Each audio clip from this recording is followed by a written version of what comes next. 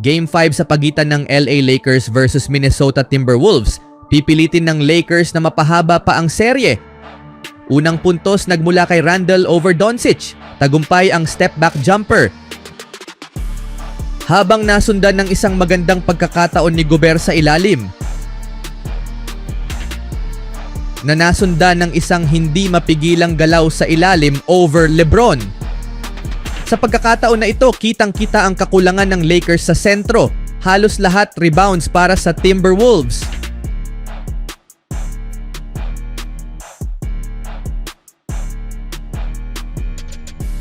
Buti na lang Reeves agresibo sa Lakers, basket ang atake sa dulo. Hachimura nagmintis sa tres, buti na lang tagumpay ang second opportunity. 6 na minuto ang natira, epekto agad ang tres ni Donte para sa Wolves. Reeves gustong subukan ng depensa ng Wolves, step back tres over Reed, timeout ang Minnesota. LeBron nakatanggap ng biyaya sa bola, basket ang atake sa paint. Score 31-21 end of first quarter. Sa ikalawang quarter, LeBron nakakuha ng steal.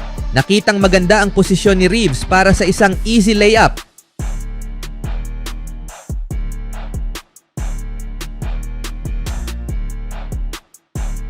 LeBron nagmamadali sa dulo, tagumpay ang layup at may kasama pang foul.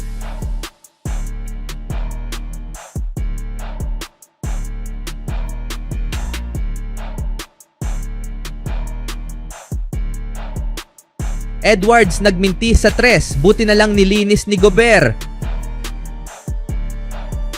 Edwards gustong bumawi, back-to-back na puntos para kay Ant-Man. Madali lang nakalusot sa depensa ng Lakers. Bago sumunod ang isang basket and one.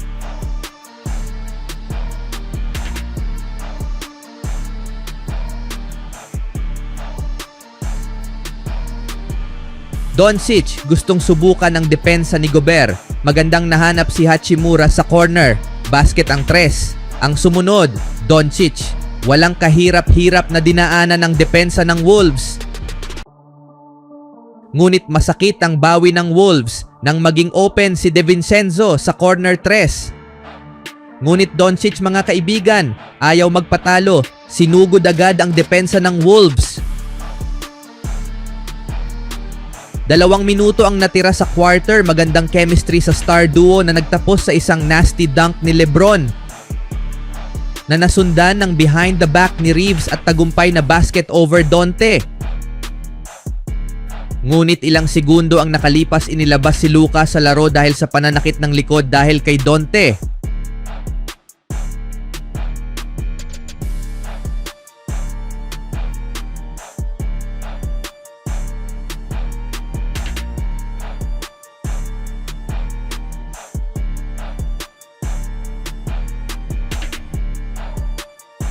Score 49-59 in favor of Timberwolves end of second quarter. Sa third quarter, Hachimura gustong paikliin ang kalamangan ng Wolves na gawa ang tres. Wala nang 8 minuto sa quarter na ibaba ni LeBron ang paghahabol sa 5 dahil sa play na ito na may kasamang foul.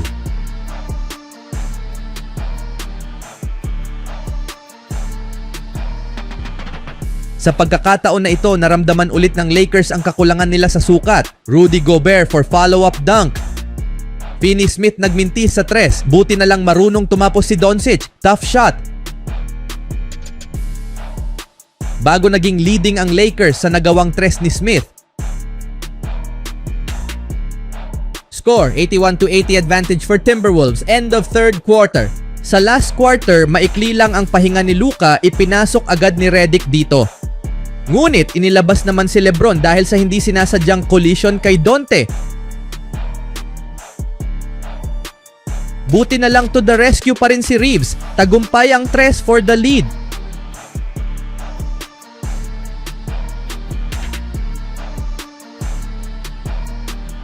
Ngunit agad na ibalik ng Wolves ang kalamangan. At kitang hindi nagustuhan ni Pelinka ang nangyayari sa laro nang magmintis si Luka sa free throw. Buti na lang bumawi si Luka dito.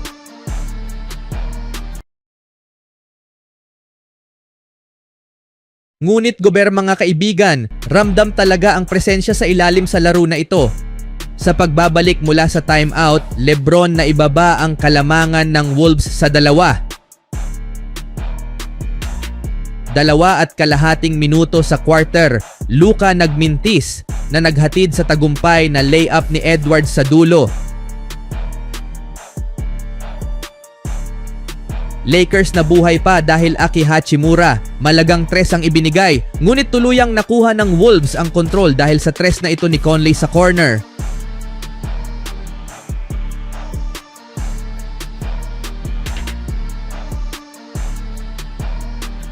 Sa huli panalo ang Timberwolves at maghihintay na lang sila kung sino ang mananalo sa pagitan ng Warriors at ng Rockets.